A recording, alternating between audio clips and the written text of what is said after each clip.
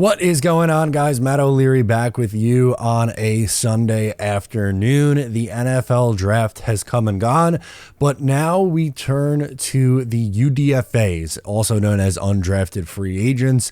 The New York Jets made some signings, and UDFAs are important to talk about because while most of these guys will not make the New York Jets roster, every single year, it feels like there's a couple that end up due or making some noise in the preseason. So we'll go through the names so far and try to give you as much as we can about them. All right, the first guy that I wanted to talk about is probably the highest profile in Leonard Taylor III, interior defensive lineman out of Miami. 21 years old. He was projected as a fourth-round pick, so it was a little surprising to see him end up as a UDFA, but he missed some time in 2023 due to injuries, which hurt his draft stock. But if the Jets can get him closer to his 2022 production, this is absolutely a name to watch as someone who could potentially make this roster. The Jets could use some more depth at that position in particular.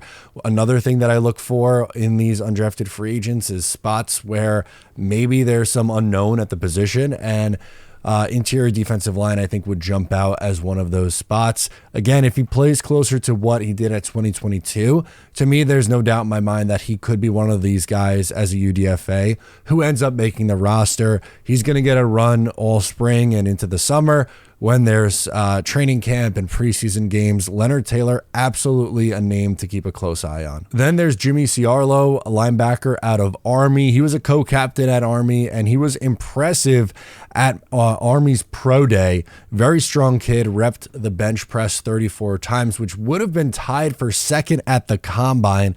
All those guys are usually defensive linemen or offensive linemen who put up the big numbers, but as a linebacker put up those big numbers.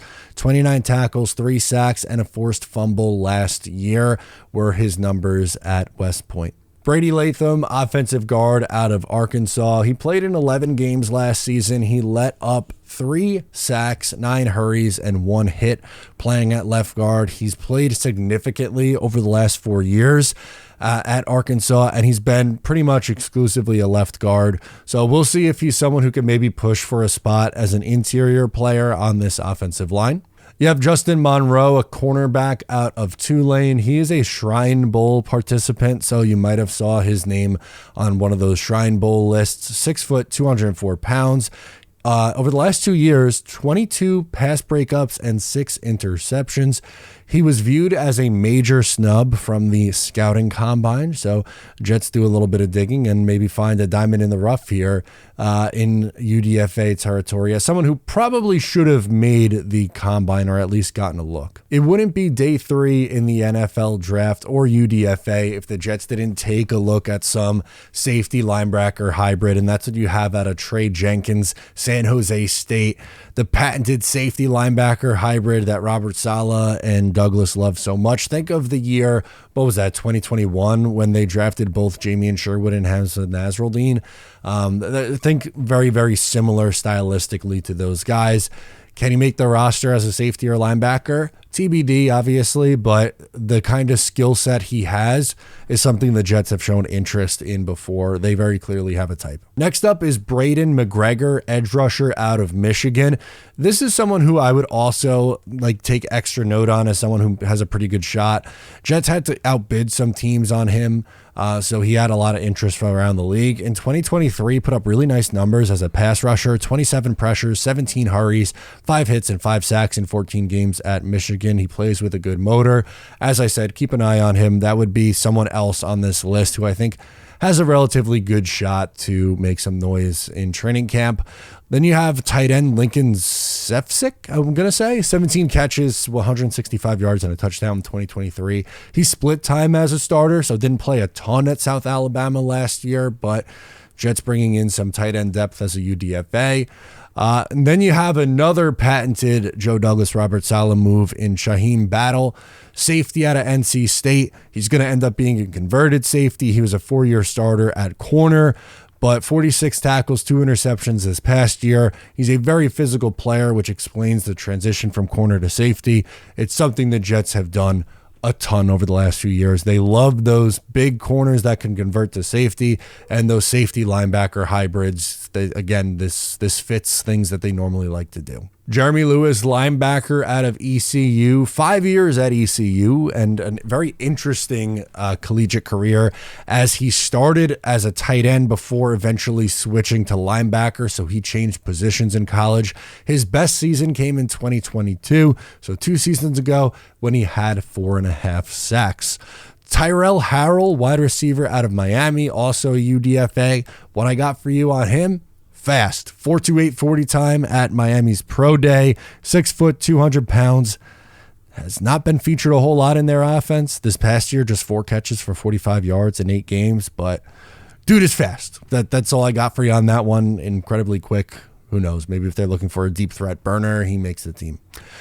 A quarterback was signed out of Georgia State, Darren Granger, 2-sport athlete. He started at Furman before transferring to Georgia State.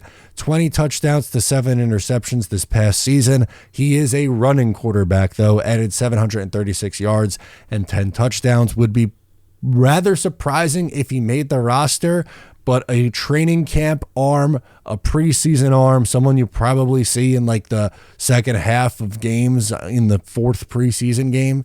And who knows, maybe hits the practice squad. And another maybe name to watch, the final UDFA that I wanted to get into today, Jackson Surman, linebacker out of Cal. So he knows Ashton Davis. They met already, even though Ashton was drafted in 2020. That's a long time ago now.